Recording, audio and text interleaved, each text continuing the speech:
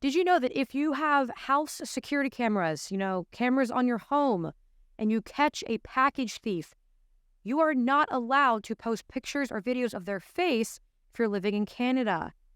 Yeah, Canadian police warns residents to not post videos of criminals stealing packages from their home. Listen to this. You cannot post the images yourself because uh, you have to remember that in Canada we have a presumption of innocence, and posting that picture could be a violation of private life. Instead, he says if anything is stolen, call 911. If you get some proof that somebody might have stolen something, then call the police, give the proof to the police, and then we'll do the investigation. We'll bring that person to justice and we'll file some charges. You cannot post the images. We have a presumption of innocence, and posting that could be a violation of private life. If I'm catching you stealing my things, I don't think you're presumed innocent anymore. Identifying criminals that are on your own property is now an invasion of the criminal's privacy. How is that a normal thing to say? If you don't want photos or videos of you taken, maybe, I don't know, get off of my porch, put my packages back, stop stealing my things, get your own Amazon Prime account. It's more of a crime in Canada to invade somebody's, private life who's literally stealing from you than it actually is to steal from you. Because people's feelings matter, obviously, way more than actual crimes and criminal activity. Welcome to Canada, where caring more about criminals' identities than victims' property is mainstream. This tweet here says, just send it to someone in the U.S. to post on your behalf.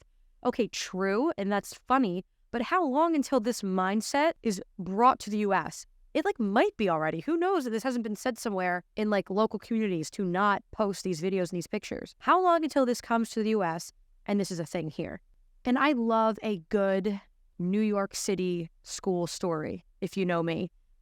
Have you heard of the Wheel of Identity? Yeah, diversity boot camps for New York City schools are training teachers on which of their students are oppressed and which are the oppressors based on this wheel here.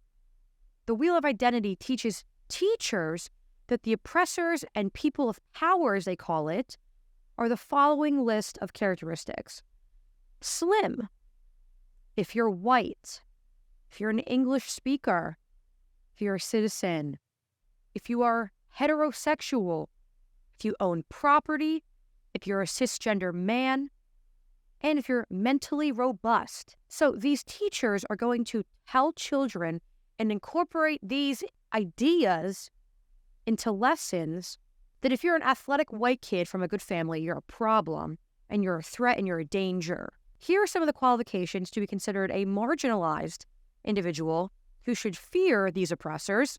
If you're fat, if you're homeless, if you're a lesbian, if you're disabled, undocumented, transgender, poor. That sounds like the hiring criteria for air traffic controllers and pilots nowadays. Remember when Democrats tried to convince us that they weren't pushing critical race theory in schools? Diversity, equity, and inclusion is the biggest scam on earth, almost as much as identifying as a non-binary person.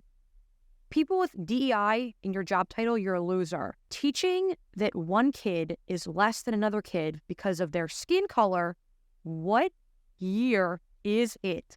What year is it?